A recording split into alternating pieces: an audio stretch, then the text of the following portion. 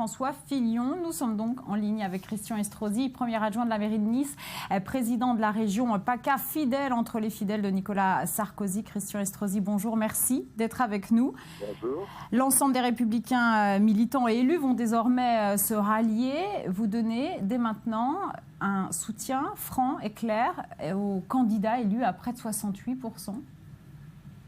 Oui, c'était un engagement lorsque nous avons décidé avec Nicolas Sarkozy d'organiser au nom des Républicains et avec toutes les formations de la droite et du centre en France ces primaires qui nous permettent de départager ceux qui revendiquaient de pouvoir porter nos couleurs.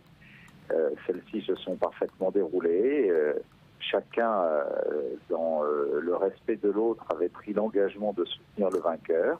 Il nous appartient maintenant de nous rassembler pour générer auprès des Français une nouvelle espérance, celle d'une rupture franche et massive avec les politiques de ces 5 dernières années menées par les socialistes, avec toutes les conséquences économiques, mais aussi dans le domaine régalien, avec les menaces qui pèsent sur notre pays et qui n'ont pas été sans conséquences, avec une barbarie sourde et aveugle qui nous a frappés depuis Charlie Hebdo, le Bataclan ou encore la tragédie de Nice le 14 juillet dernier. Alors justement, Christian Estrosi, vous parlez d'une rupture franche. François Fillon a mené une campagne de primaire très à droite, une droite conservatrice, libérale. On passe maintenant à la campagne présidentielle. Est-ce qu'il va devoir assouplir ses propos pour réussir à rallier la droite un peu plus gaulliste, mais aussi le centre ? Je suis un gaulliste social et il est vrai que le projet que nous avons soutenu avec Nicolas Sarkozy était un projet à la fois d'équilibre, était un projet qui affirmait sur le plan régalien, et là je ne veux pas qualifier un projet plus à droite ou plus à gauche, le devoir d'un État c'est de se montrer fort face aux menaces qui pèsent sur lui pour la sécurité et l'intégrité de nos concitoyens et de notre territoire.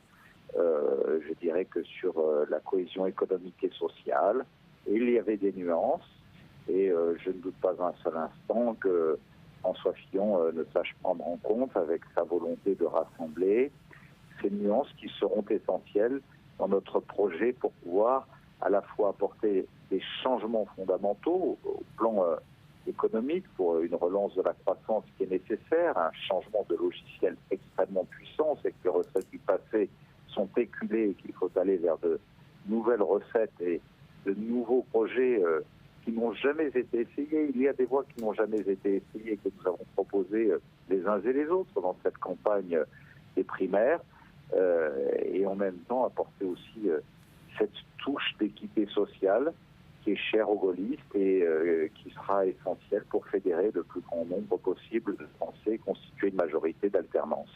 Alors il faudra fédérer, vous venez de le dire. Quel est aujourd'hui l'adversaire réel de François Fillon, la gauche ou le Front National ? Nous n'en sommes pas là. Moi, je ne suis pas capable, à 6 mois de l'élection présidentielle, de dire quelle sera la configuration précise entre le premier et le deuxième tour. Il faut nous battre sur nos idées sans transiger pour arriver en tête dès le premier tour. C'est aujourd'hui ce qui doit être notre objectif de rassemblement autour de François Fillon. Et puis, entre 2 tours, c'est le moment où, pour rassembler le plus largement possible et constituer une majorité, on essaie de faire des additions. Et dans un premier temps, il faut arriver en tête et sur nos idées et sans transiger en quoi que ce soit. Des additions aussi en essayant de convaincre les gens qui adhèrent aujourd'hui au Front National ? Bon, le Front National, d'abord, lorsque nous parlons de celui-ci, je veux m'adresser à ses électeurs. Donc une majorité d'entre eux ne sont pas des extrémistes, mais sont des gens déçus, qui viennent de gauche, qui viennent de droite, qui considèrent que les politiques publiques qui ont été conduites ces dernières décennies ne peuvent pas donner à notre pays et puis à chaque famille, quelle que soit leur origine, leurs conditions sociales ou leurs origines culturelles, les réponses appropriées. pour redonner du pouvoir d'achat, pour redonner de la compétitivité à nos entreprises, pour redonner de l'attractivité à l'image France. Et donc, sachons leur parler. Et c'est comme cela que nous rassemblerons et que nous montrerons aussi que le Front National, comme nous l'avons démontré par le passé, car il est monté, il est redescendu aussi fortement, notamment en 2007, est toujours dans l'incantatoire, dans le déclaratif, mais jamais dans le concret, là où nous sommes capables de mettre sur la table de vraies propositions capables de changer le destin de notre pays.